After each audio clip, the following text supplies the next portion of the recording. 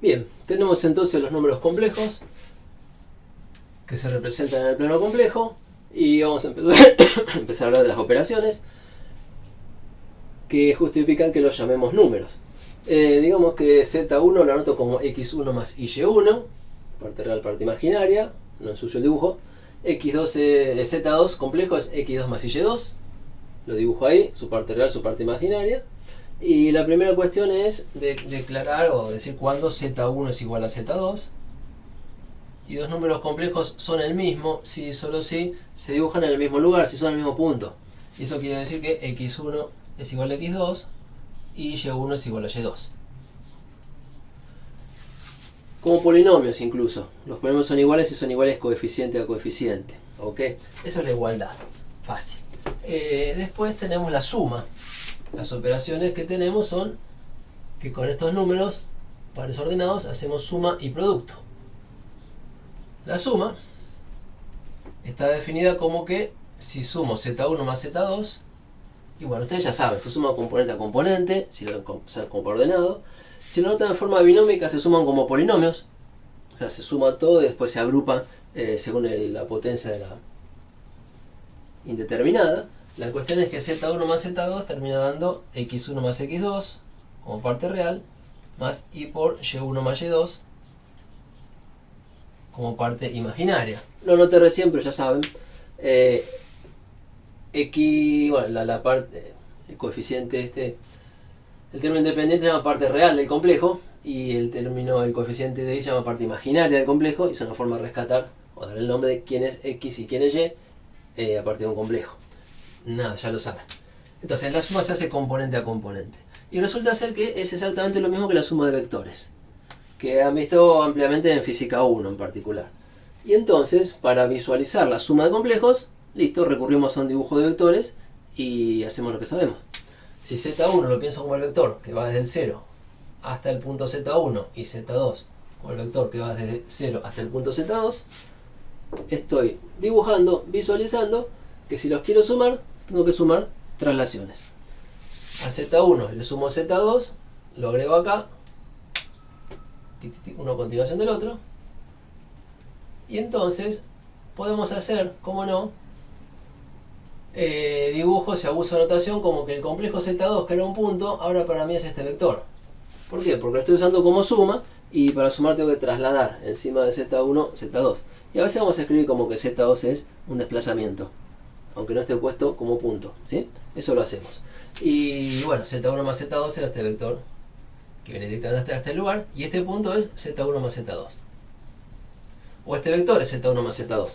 No nos vamos a pelear, es lo mismo. Aclaren con qué notación están trabajando, pero al momento de sumar está buenísimo verlos como vectores y dibujarlos como flechas. Bien, y así como está, bueno, y la suma tiene propiedades que han demostrado. La suma es asociativa, conmutativa, y existe el opuesto. Si tengo un complejo Z, es fácil construir el opuesto. Por ejemplo, vamos a dejar Z1. El opuesto de la suma es el elemento que, sumado a este, me vuelve al 0. Y como vectores, para volver a 0 tengo que mover esto para atrás. O sea, dibujado como complejo, la flecha que va para atrás, me la traigo del origen para acá. Y esto es menos Z1. ¿Y qué componentes cartesianas tiene? Bueno, a la X le cambiamos de signo porque nos fuimos enfrente. A la Y le cambiamos de signo porque nos fuimos enfrente en ambos ejes. O sea que el complejo menos Z, 1 en este caso, nada, es como distribuir el menos en este polinomio. Menos X2 menos o más Y por menos Y2.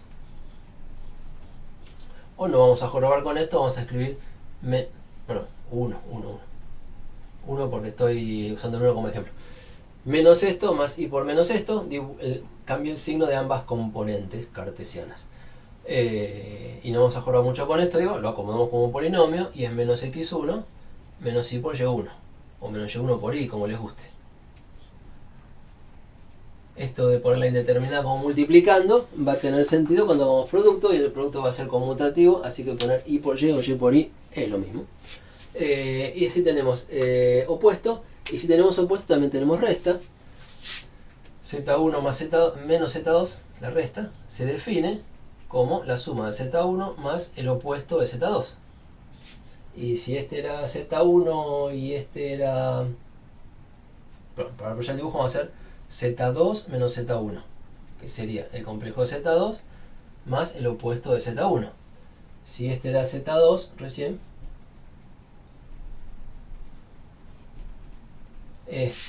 restarle z1 es sumarle el opuesto de z1. Y sumarle el opuesto es traerse esto acá. Bajar 2 cuadraditos y 5, si dibujé bien, le mando menos z1, pensado como vector, operé con z2 más menos z1 y me dio este resultado. Y acá está el resultado, z2 menos z1. De hecho que ustedes saben hacer estas cuentas, se entrenan con la práctica, pero no dejen de visualizar que sumas y restas las hacemos pensando en vectores. Y producto,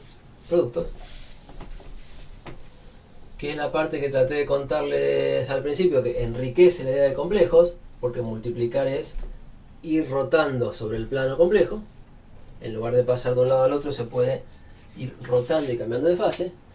Bueno, la multiplicación se define algebraicamente y la forma más fácil de hacerla es decir, multiplico esto como polinomios con la regla extra de que i al cuadrado y por i al cuadrado es menos 1. Y ya no sale. Multiplico x1 por x1. Este por este es x1 por x2.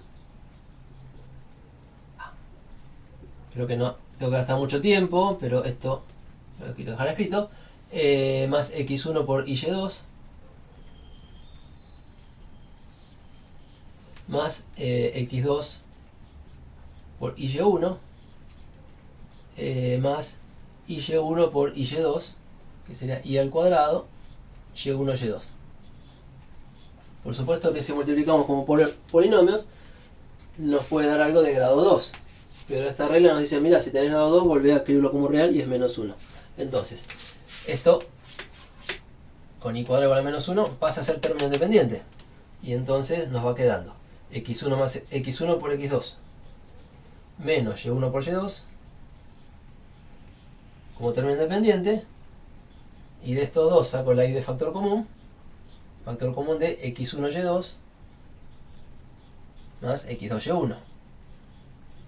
Y así se multiplica, por lo menos en coordenadas cartesianas, o en componentes cartesianas. Esto me quedó muy encima. ¿Qué es lo que estamos haciendo acá que valga la pena comentar?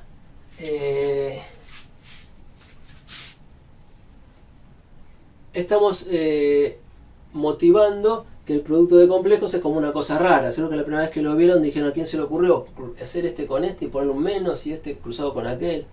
Y bueno, eso en el fondo esconde la idea de que i cuadrado es menos 1. Contado así, esconde o incorpora, el producto incorpora la idea de que i cuadrado es menos 1. ¿Y qué es i? Bueno, i es 0 más i por 1 en notación binómica. O sea, es el numerito que anda por acá. Si esto es 1, unidad real, esto sí es la unidad imaginaria. ¿Y qué significa que i por i es menos 1? Podemos pensar si quieren así todavía. Tomamos el 1, lo multiplicamos por i y lo multiplicamos por i. El 1, cuando lo multiplicamos por i, nos da i. Y nos trajo acá. Nos giró un cuarto de vuelta. Pi sobre 2 radianes. Multiplico por i de vuelta y nos trae acá, al menos 1.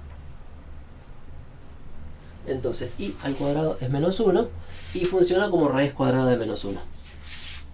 ¿Con qué idea gráfica? Que nos permite dar la vuelta del lado real positivo al lado real negativo en 2 pasos. Y así como podemos dar vuelta de a cuarto de vuelta, con distintos complejos podemos ir dando vuelta del ángulo que tengamos ganas. Y entonces de golpe tengo la raíz cúbica de 1 porque tengo un número que lo multiplico una vez y 2 veces y 3 veces y recién me llega a menos 1. O la raíz cuarta, que lo multiplico a 1 una vez, 2 veces, 3 veces, 4 veces y recién llega al menos 1. Y así tengo raíces enésimas de menos 1. Con esa idea de que multiplicar es ir cambiando el ángulo en el plano complejo, ir cambiando el argumento. Ahora, esta forma de multiplicar, y bueno, nada, hay que hacerla, tranquilo, se trabaja. Pero me parece mucho más rico, si van a multiplicar, trabajar con coordenadas polares. Coordenadas polares. ¿Qué hacemos? Bueno, Z1 seguro se lo puede escribir como módulo R1 por coseno de θ1 más I seno de θ1. R2 se lo puede escribir como, Z2 es un módulo R2 por el coseno de su argumento θ2 más I seno de θ2. No lo digo de vuelta, cada complejo se puede escribir de esta forma. Entonces, cuando multiplico Z1 por Z2 en esta forma, lo que me queda es que Z1 por Z2, lo escribí de vuelta acá, es R1 por R2, se multiplican los módulos, y cuando uno hace el producto de complejos, esta fase por esta fase, hace esto, le queda coseno, coseno, menos seno, seno, y eso descubre que es el coseno de la suma del ángulo, y le queda acá coseno, seno, menos seno, coseno, dicho rápido, y descubre que eso es el seno de la suma de ángulos, y entonces resulta que esta forma trigonométrica sale muy prolija, diciendo que tenemos un complejo cuya fase, al multiplicar tenemos un complejo cuya fase es la suma de las fases.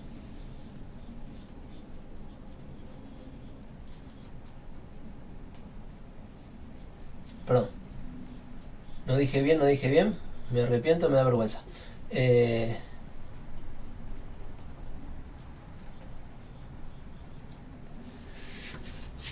La fase, como factor del producto, es el producto de las fases.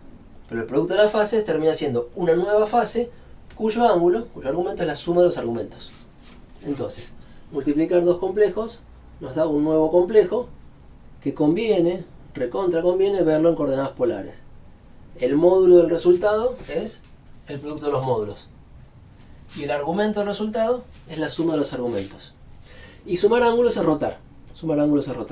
Entonces multiplicar complejos tiene la parte de multiplicar módulos, como en unos reales y positivos, multiplicar como sabemos de siempre, y girar o rotar sobre el plano complejo. Dibujo.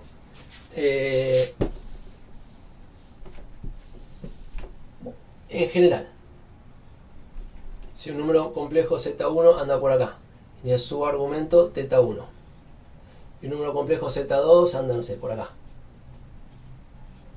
y tiene su argumento θ2.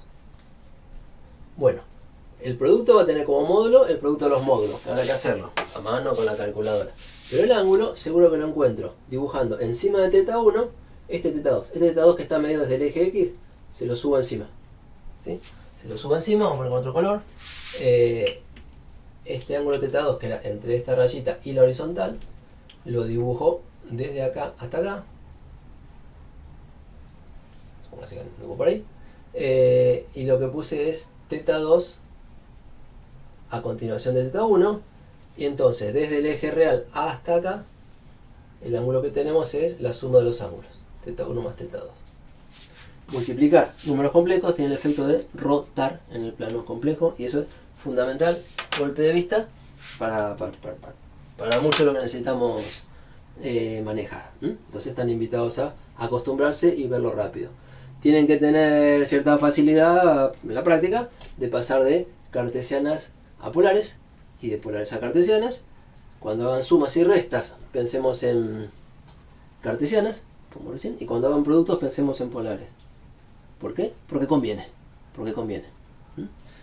Bien. Y así como está... Bueno, voy a cortar acá y la próxima hablo de conjugado y de división.